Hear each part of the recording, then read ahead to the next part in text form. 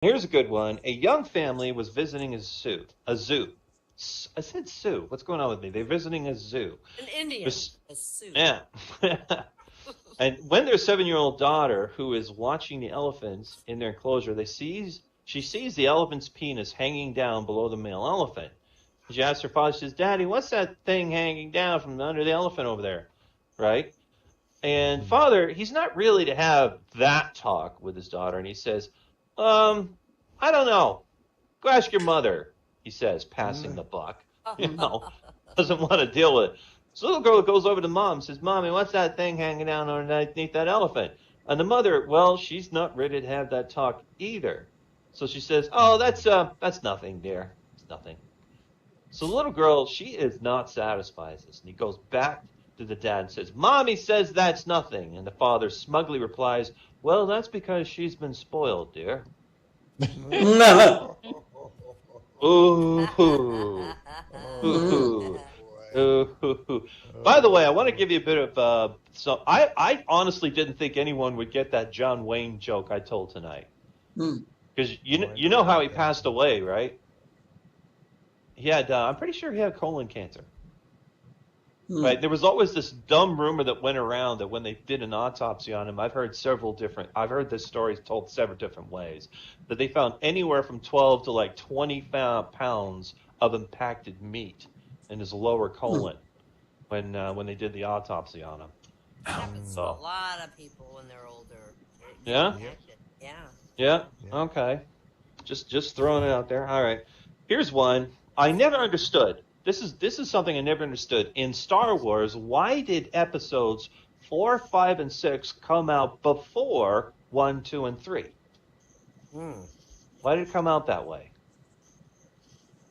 Because in charge of planning Yoda was.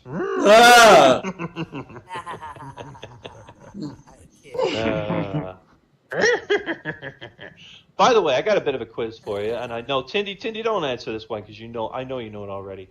Who among the Muppets is responsible for doing the voice for Yoda? Ooh, Mr. Carter. I know you know, Tindy. Does anyone else know this? Oz. Yep. Oh, he's got it. Frank Oz, the same man that does the voice for Miss Piggy and Fozzie the Bear. Is responsible for doing the voice. Yeah, I was always expecting Yoda to go, Learn, you must unlearn, yes. Waka waka. Waka waka. Oh, that's funny. Okay. All right, here's one. George the Mailman, right? Now, there used to be a time, does anyone here know who their mailman is? I'm going to say probably not. Right. But there used to be a time when a mailman would do the same route for decades, and the whole town knew who your mailman was. Of course. Right? You would know his name and everything. Of course, today, it's not that personal. But this was George the mailman's last day on the job after 35 years of carrying mail through all kinds of weather to the same neighborhood. And when he arrived at the first house on the route, he was greeted by the whole family who congratulated him. And they sent him on his way with a tidy gift envelope. Oh, it was lovely, right? The second house, they presented him with a box of fine cigars and said they're really going to miss him, right? And the folks at the third house handed him a selection of terrific fishing lures because they just happened to hear from the barber he's into fishing.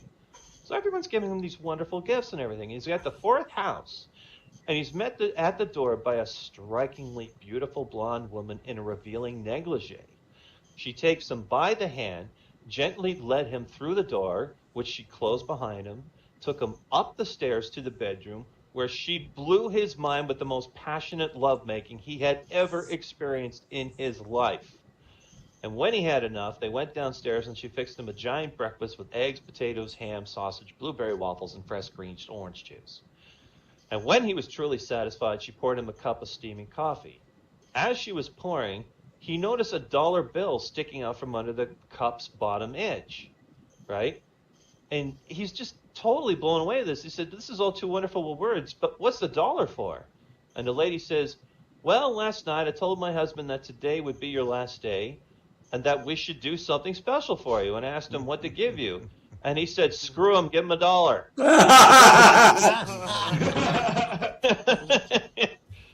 The breakfast was my idea. Oh, This is gosh. my idea. Yeah. All right. Now, why do Mexicans cross the border 2 at a time? To what? 2 at a time. Two Why at do a time. Mexicans Two cross the at a border time. at 2 at a time? Because 1 by 1 Oh. is boring, and the sign says no trespassing. Oh. Tres? Mm, Right? trespassing. Okay. No trespassing. Trespassing. Okay. Now here's one. This is the last one I'm going to do for the night. All right. Last regular joke. A lawyer was opening the door to his BMW at a busy street, and suddenly a car came along, struck the door, ripping the door completely right off the hinges. Right? Guy's just flabbergasted. Calls the police on his cell phone. When the police arrive at the scene, the lawyer was complaining bitterly about the damage to his precious BMW. Right? And he just points to the, where the door used to be, and he says, "Officer, look what they've done to my car." Right?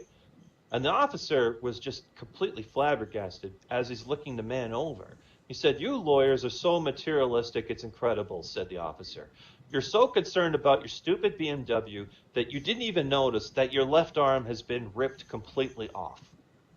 Oh! Well, upon hearing this, the lawyer, he looks at his arm and his eyes shoot wide open as he jolts his head towards his left shoulder, only to find out, yeah, his arm's missing. And then he says, "Oh my God, they got my Rolex too."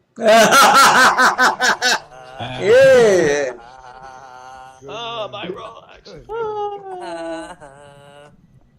Mhm. So, anyway, I lost my mood ring the other day. I don't know how I feel about that. Oh. So with that, I'm going to wrap things up tonight. And remember, we'll be back here next week with another